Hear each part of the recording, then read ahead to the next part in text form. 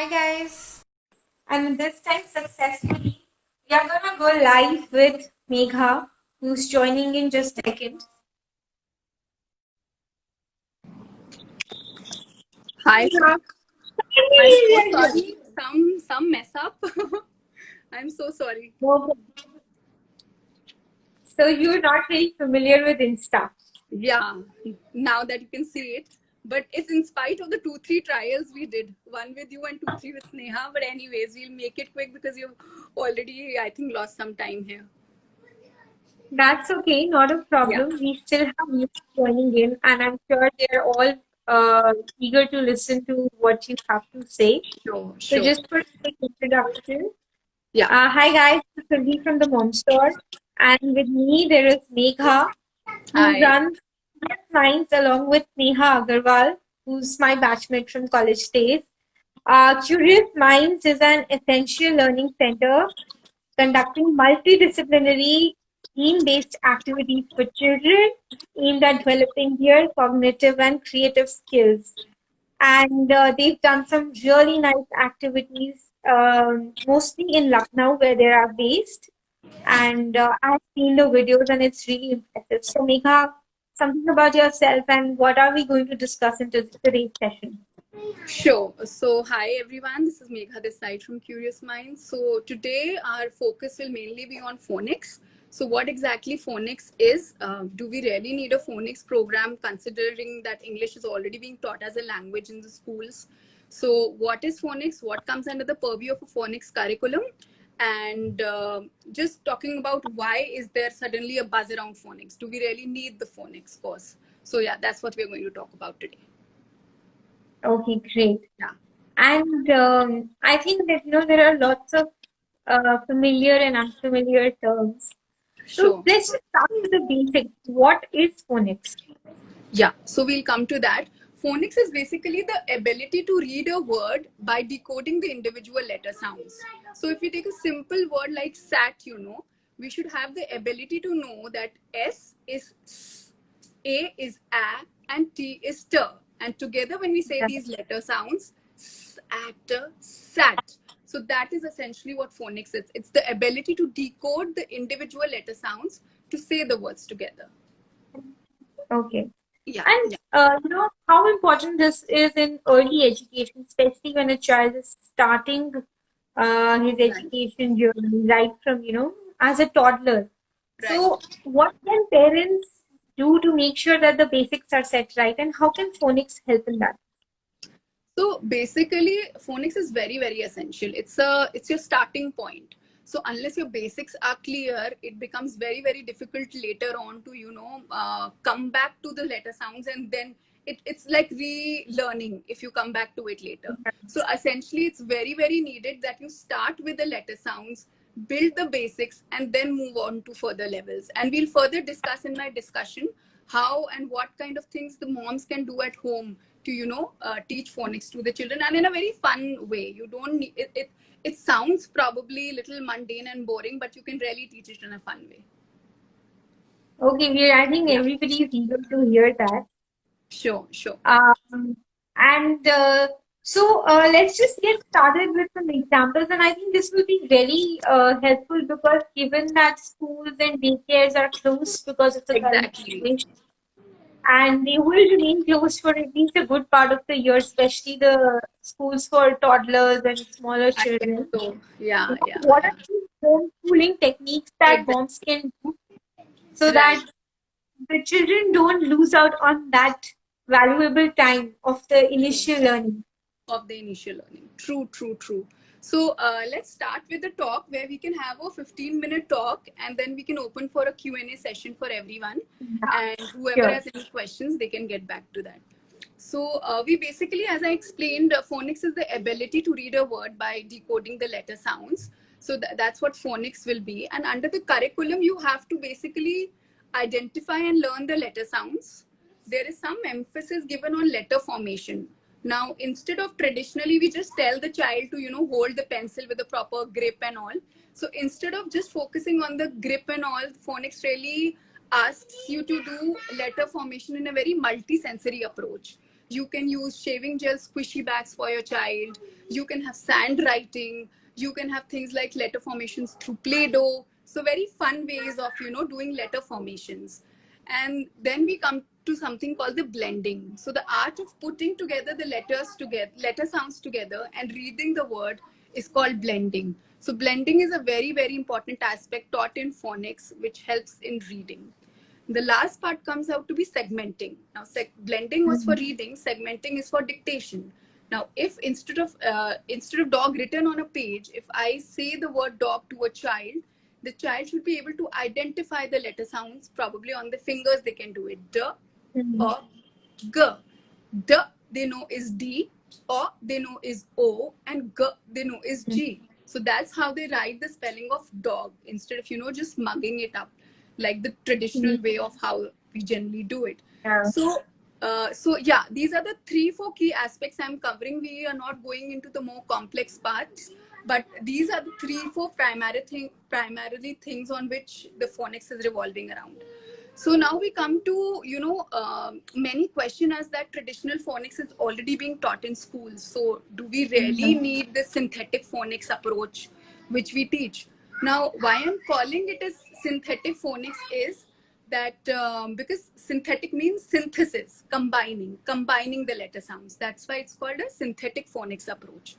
Now, under the synthetic phonics approach, as I said, we are supposed to learn the letter sounds. But what was happening in traditional phonics was we were learning A is A, B is B, C is K. This is already being done in schools. But what's happening with this, you can do a word like cat, K, at, cat. But tell me what if you have to read a word like goat, you go like G, O, A, T, goat. Now that's not making sense, right? So in traditional phonics, emphasis is just given on the letter sounds of the alphabets. But in synthetic phonics, we have something called the digraphs. When 2 or more letter sounds make a single, when 2 or more letters make a single letter sound. So let's revisit our example again. Goat, how many sounds are we able to hear? G, O, T. So what's happening is there are 3 letter sounds and there are 4 letters. So OA is making a single sound O. So the sound of the letter O is O and OA makes the sound O. So these are called digraphs. So just to repeat myself, digraphs are when 2 or more letters make a single sound. For example, SH makes a single sound sh, CH makes a single sound ch, AI makes a single sound A.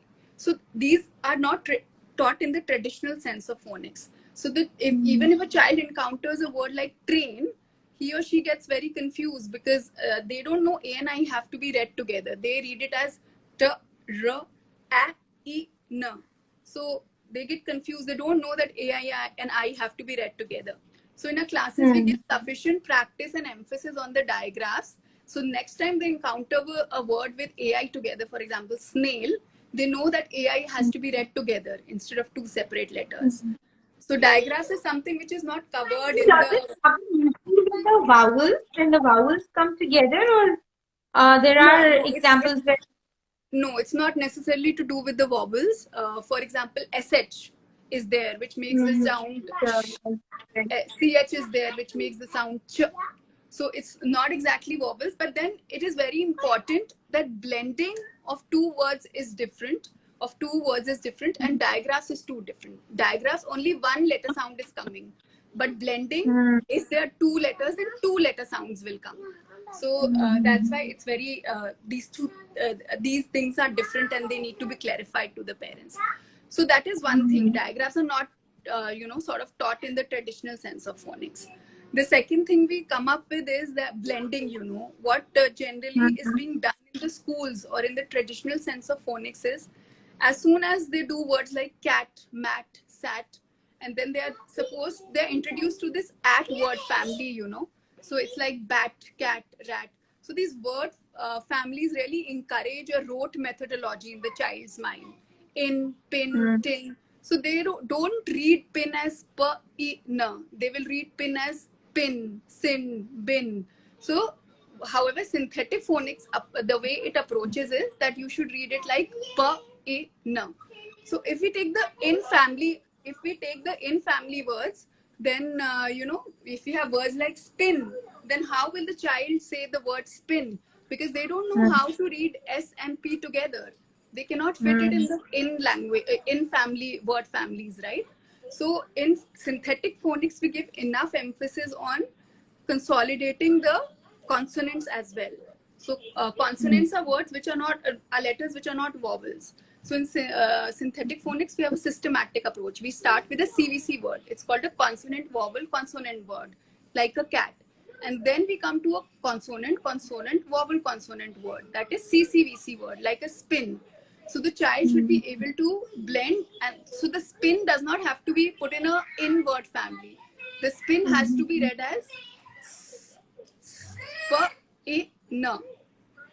So that's what blending is, and the traditional phonics does not teach us this way. Now, if we come to segmenting, then it is very astonishing how after cat, bat, sad, suddenly the schools give you spelling like a dolphin or elephant. The child does not even know that ph also makes a first sound. So how will they know that in elephant they have to write ph or in dolphin they have to write ph? They give you words like kangaroo, like kangaroo, but what letter are they supposed to write for oo? So all this is not being taught in the traditional sense of phonics. However, in a synthetic phonic system, we tell them that oo sounds come from double O. So then the child sort of identifies the letter sounds on the fingers and then write the dictation. So it is very, very helpful in your dictation, and you'll be surprised your child will be able to crack very, very difficult spellings here. So this was a So, very what is the right age to start with? Okay, we'll come to that, but generally, till 3.5, your child is prepared to at least sort of learn the letter sounds. Let's not go beyond that. That's too much of a pressure for the child, but at least they can start learning the letter sounds. They can start identifying with the letter sounds. So right now, after my talk, I'll also give you sort of means and ways by how you can introduce those letter sounds to your child, not in a very academic way, but in a very fun and loving way, through stories, songs, actions. So you don't feel that you are pressurizing your 3-year-olds. You are actually doing fun activities with them and making them learn. So that is one thing. So I have a 3-year-old and I'm so excited to learn about letters right now. Right, and I've learned how to write A, and there is A everywhere in the house. Right. But what's happening is that in India, we're giving more emphasis on the writing part and not the reading part. However, it should be the other way around. We should first be, generally what happens in a proper synthetic phonics course is the emphasis is given more on reading and then on writing part of it. But anyway, so that's how the traditional... I think your first point which you mentioned, that having a sensory aspect to it, like writing letters in the sand, so that you actually know information. Yeah. We cannot, we could use very, very simple household items like rice and dal and all. Right. So that's what we did in some of our classes. We didn't have, obviously, sand was not available at everyone's house due to the lockdown. So we took like dry atta, and then everyone did a sensory writing on that atta. So kids sort of enjoy it. They don't feel that they get a license to be messy, which is all they want. Yeah, exactly. And these days I'm using that method because even my one of my daughters is 3 years old, and they're like teaching ABC. She's not ready to pick up pencil. So then I start with these sand writing and Play-Doh and stuff, and every day there's some motivation behind the letter formations. So essentially, I believe that the teacher should be a little bit trained in this synthetic phonics method.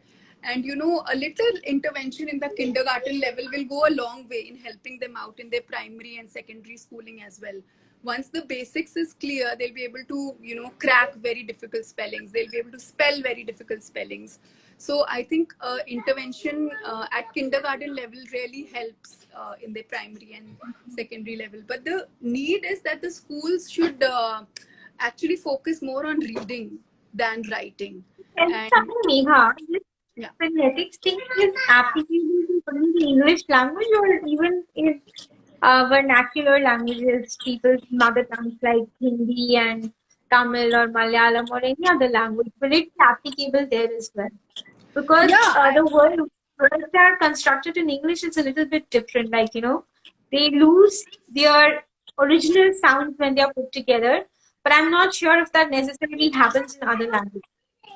no, I don't think it is happening so much. English is a more complex language and it has influence from many other languages as well. So, for example, words like chef. So actually CH makes a ch sound, but if there are words like chef, then actually the CH is making a sh sound. So I think English is comparatively more complex language, and hence I think this decoding is required much more in English than in any other language. But I'm teaching Hindi to my 5-year-old these days. I don't think it is that complex as English Yeah, is. because I think Hindi is a phonetical language.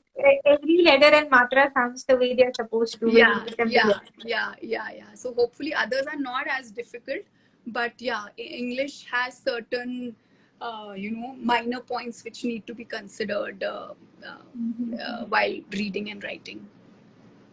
So you've explained brilliantly some of the concepts which go behind phonetics, like blending and diaphragms and so on.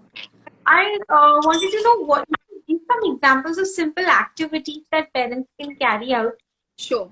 to ensure that the child can learn in a fun way, because we know that toddlers, being toddlers, Sure. they will not just sit at one place and listen to you. They have Definitely. to be. And they have very less attention span, so you have to quickly capture their attention before they actually run away from you. So again, here I'll start from the basic letter sounds, what because that's the basic of phonics. So what we do is, for every letter we have a jingle and an action. So I'll suppose I have to teach the word letter sound of the letter A.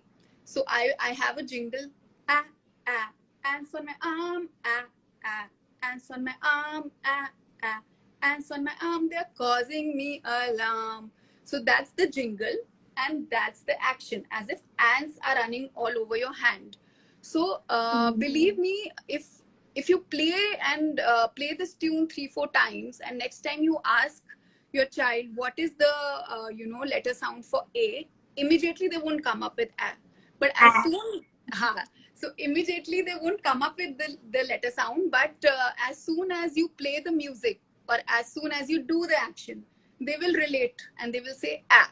So these jingles and actions help a long way in helping the child recall the letter sounds, and they're done in such fun and such fun and loving way that the child does not really get to know that they are learning. So you just play these songs, you do these actions with the children, and they pick up really very fast these letter sounds. And hence it does not become very difficult to actually make the child sit and say A is A, B is B.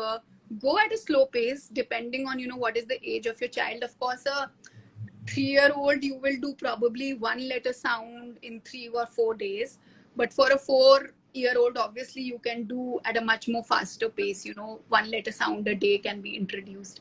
And then obviously once you introduce, there are a lot of revision activities you can do. One is, of course, through flashcards. You keep showing them flashcards and they see the letter and they take out the letter sound. One is something as simple as an I Spy game. I spy with my little eye something in the house that has the letter sound D. So your child could bring a drum, your child could bring anything. But here the emphasis is on that he or she should not just concentrate on the first letter sound. D could be anywhere in the word. So Okay. make it a habit that they listen to the whole sound of the word and not just the beginning sound. So they could bring even as simple as something like a sandpaper. D is coming in the middle, but encourage the child to read and write the whole and recognize the sound of the whole word and not just the beginning or the end word. They tend to miss these middle letter sounds. So that should not Yeah. be the case. So you can play this I Spy game. You can have a classic phonics hopscotch, just like you have a number hopscotch. You can create a letter hopscotch in which they're supposed to jump on the letter. And along with jumping, they say the letter sound. So if they're jumping on B, so they are saying B. If they're jumping on S, they say S.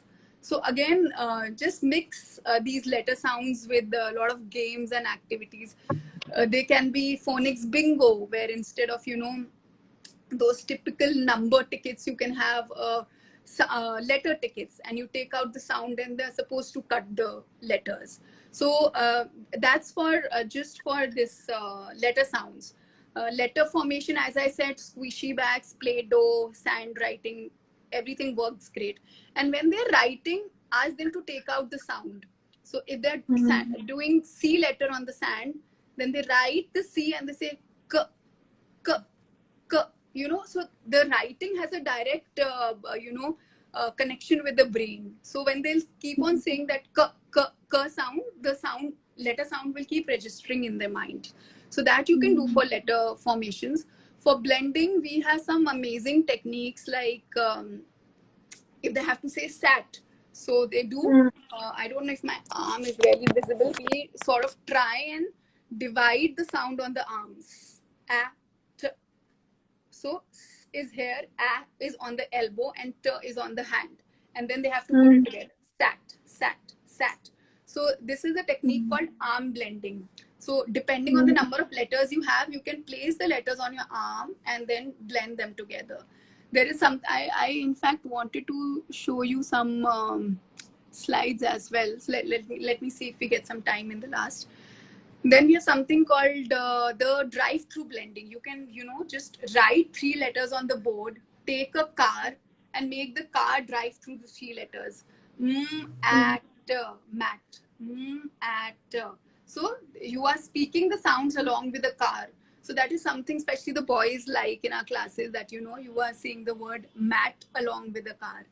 So lots of techniques on blending. We have some very nice interactive slides. We have spin the wheel slides. You spin the wheel and whatever, the word is coming, you need to blend it and you get points on that. So these days, because of the lockdown, since we are holding the classes online, there are a lot of interactive slides where we play the games online instead of, obviously physical gathering is much better. But then when you can't do it, then you play games online and then the children learn. And then for segmenting, for your dictation, you can have simple games like Pictionary, one child, you give the word to one of the children's, that, for example, you give them book. So the other person will draw the book. One person will guess that they have drawn a book. And the third person can actually write B-U-K and then write the spelling. So lots of treasure hunts. You can play treasure hunts with them. Yeah, so you can just play treasure hunts. Okay, get a fork for me from the kitchen. Get a fork. So they get a fork and then you ask them to write the word fork. So lots of games happening online these days to keep them engaged and sort of don't make them feel that they are in a academic class. Anyways, online classes are starting. Schools online classes are starting. So, let's not burden them too much. But these interactive slides and a mixture of games generally work well with the kids. Yeah, that's what I have been noticing. Yeah. Nice. Yeah. So, if there's nothing else, I think we can open the floor for Q&A. So what we'll do is we ask people to send in their questions live if they want. Otherwise, we will be posting this video as our story for 24 hours and also uploading it as a post on our IGTV. Sure. And in future, in the next 24-48 hours, if people are watching this and have any questions, they will be, we can always answer them. Sure. So let me just check if there are any questions which have come in. Sure. And yeah. So guys, if you have any questions, now is the time. You can ask Megha anything that you want to know about early learning and phonics. We are also running some courses which we'll be starting this week. We also do separate training for teachers and parents.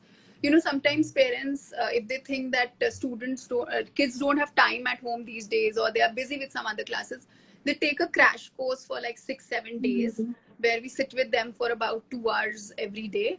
And then they get trained in phonics and then they homeschool their children. So that is also one of the options we are offering these days. that either the child can enroll for a proper phonics program, or we have some crash courses for the teachers and the parents as well. So that is So, another. do you hold online classes Sorry. for the are these online classes? People can Yeah. enroll on. We had to start online since this lockdown phase started. We came up with our own slides and we started with these online classes. Yeah. Okay. Yeah. And yeah, I think this has been a very helpful session. And I think there are so many techniques out there. And so Right. this was very informative to know about phonics as a Right. technique for early learning. And I think a lot of parents, especially, parents I know with kids of young age of 3 to 5 years old, are really concerned about what's gonna happen since schools are gonna be shut, and even if Of they're going to course. open, many parents have decided that they will not be sending their children to Yeah. school. And homeschooling as a concept, which had actually no leverage in India, has suddenly become like something that people are considering. Right. And they will need to, I mean, people are not ready to even send in August. So probably another 3 might just need to homeschool. So Yeah. yeah. So but let's not make it very very academic. Let's not make it very mundane. You'll find lots and lots of options to make phonics very fun for the children. So it's not really needed that. I mean, actually, don't tell the child ki ab baith ke padhna hai. Just play those songs, play along with them. Just we have like I told you about the jingle and the action. We also have stories around all the letters. So for letter S, we have a story, a song, and an action. So read them those stories, do songs with them, do the jingles and do the actions, and it'll be fun for them. Yeah, it won't The be as learning boring. fun. Yeah. Make the learning fun. Yeah. And I think at that note, since we do not have any specific questions coming in right now, Okay. we will end this Okay. session, but we will open the Insta stories, the questions on Insta stories. And so, if anyone has questions or anything that they need to know about learning methods, they can always ping there. And I will be forwarding those questions to you so that we can give them the appropriate answers. Sure. And Neha, it was really nice having you on this platform. And Thank you. I I wish again that apologize for the late start. that's okay. That's And okay. That happens all the yeah. time. Whenever this tech involved, Yeah. there will be some glitches. But Right. I No, but really thank you highly so much for having us. And thank you so much for having us. Thank you for giving this opportunity. I really hope some of the moms gained. I mean, it might be sounding little technical over a session, but I hope that some of the moms would have gained some points. And of course, I'm always available just in case they have to check anything with me. I'm a phone call away, or even, as you said, we can mail the queries or just solve the queries on Insta. So that can be done. So we also have some questions coming in now. Sure. So the first question is from Ridhim Joshi, which she says that what are the right books to read out to infants? What are the right? Books to read out to infants. So infants, I think picture books is the best because obviously the small child cannot relate to the text. As soon as he or she sees the pictures, their face brightens. So definitely start with picture books. There's some lovely picture books available. Good Night Moon, just to name a few, is one of them. So the classic Hungry Caterpillar is one of them. So I think that there might not be any child just say, yeah. sorry? There are lots of books which are touch and feel books. Touch and feel. Right? There'll be a rabbit and like a fur thing coming out of it. So for infants, and her baby is 3 months old. Yeah. So even texture books, they really, if you have a hard texture, you have a soft texture. The kids really love those texture books. So I think those are amazing to start with, and slowly then you can build up, Yeah, and just to share my experience, I had started reading to my baby very early. She Right. was just about 3 months old, and I was showing her these pictures and all, and she's really taken to love books. So every Right. night before we go to sleep, we have to read Exactly. at least 5 books. No, So I that's what. must point out that's a very good habit. Same with my 3 and 5 year old daughters. They cannot sleep until and unless I read them at least 4 books. So Yeah. now it's become a headache, but but it's Yeah, a and very I'm good falling habit. asleep before her, but she makes it a point that we complete our five Exactly. books, You know, and you forget, but they don't forget. So yeah, but it's good that means that they are enjoying, they are loving it. So it's a very yeah, good habit. It's a very good habit, and we should yeah. So read. you can totally, totally start the reading habit at 3 months. Just Yeah, these fun pictures, colors, exactly. texture, all those kind of books. Yeah, so I And agree with you. you'll You be don't, really we really don't surprised need to how wait. quickly your Yeah, child will start loving them. right, Where right. can I find such a book? There will be lots of books on. No, she's asking where can she find them. So just Okay. to answer to that, if you have any recommendations, you can tell her.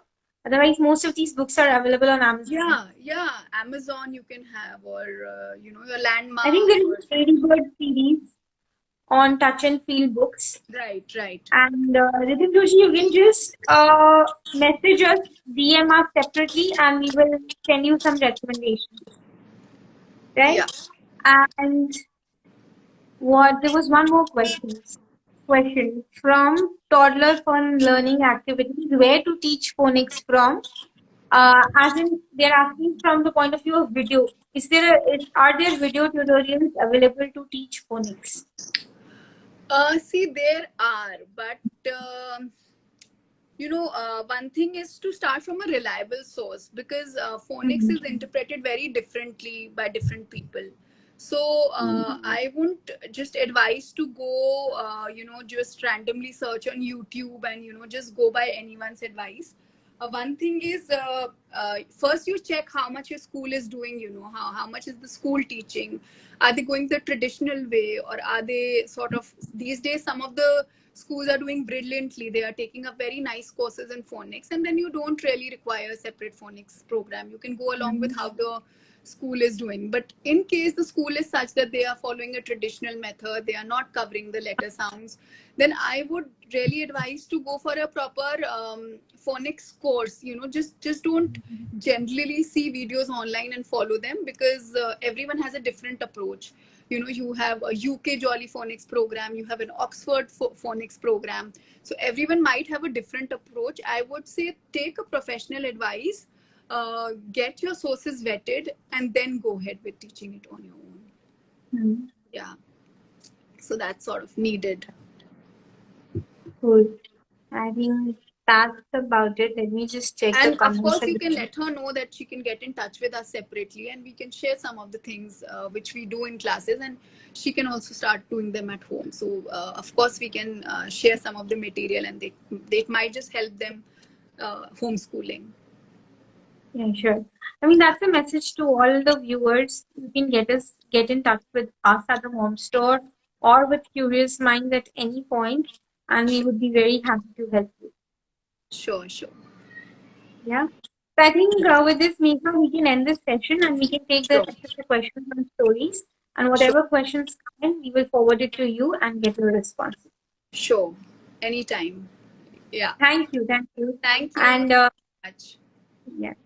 And Sneha is not there, but I think she's viewing the live video Yeah, with she the other is. partners in Serious Minds. So we'll try to get her online next time as well. Yeah, Maybe definitely. we can do the activity together. Yeah, we should. Okay, thank you so All much right. for having. Once again, thank you so much. Yeah. Thanks. Okay, Bye bye. okay, bye bye.